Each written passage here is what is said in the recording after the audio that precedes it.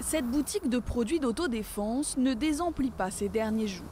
Spray poivré, pistolet paralysant et matraque télescopique, entre 44 et 350 shekels, Tal a vendu la valeur des stocks de 3 semaines en l'espace d'une journée. À partir du moment où cette vague de violence a débuté, nous avons vu une augmentation de nos ventes très significative en ce qui concerne les articles d'autodéfense, en particulier les bombes lacrymogènes. La bombe lacrymogène, le produit phare de ce magasin. Il s'est vendu plus de 100 bombes en une seule journée. Les clients viennent de tous les horizons, des hommes, des femmes, des adolescents et même des personnes âgées. Ils n'ont pas l'habitude de fréquenter les lieux, mais la situation sécuritaire les a incités à pousser la porte. La situation en Israël fait très peur en ce moment et j'ai ressenti le besoin d'avoir quelque chose de plus sur moi en permanence. Je pense qu'une bombe lacrymogène, c'est le bon choix, même si je ne suis qu'à Tel Aviv et pas à Jérusalem. Parmi tout ce que propose le magasin, un nouvel article commandé à la demande des clients, ce gilet pour se protéger spécialement des coups de couteau. Et ce n'est pas tout, sur les réseaux sociaux, des messages d'un nouveau genre se multiplient. Des professeurs de combat proposent aux internautes des cours pour se défendre en cas d'attaque.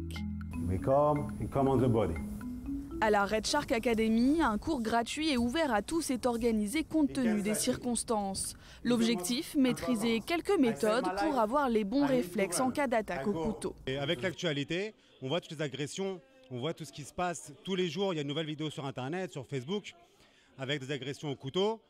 C'est pour ça que toutes les personnes à l'heure actuelle s'entraînent et se préparent au maximum au cas où quelqu'un leur veut du mal, attaque eux ou même leur famille.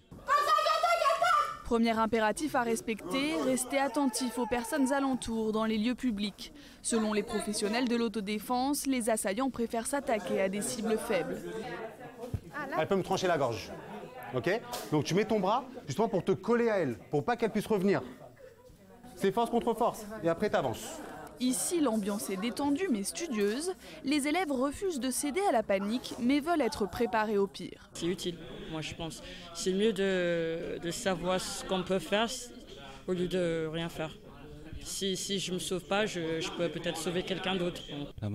Je ne sais pas si dans une situation réelle, j'arriverai à reproduire ce que j'apprends là.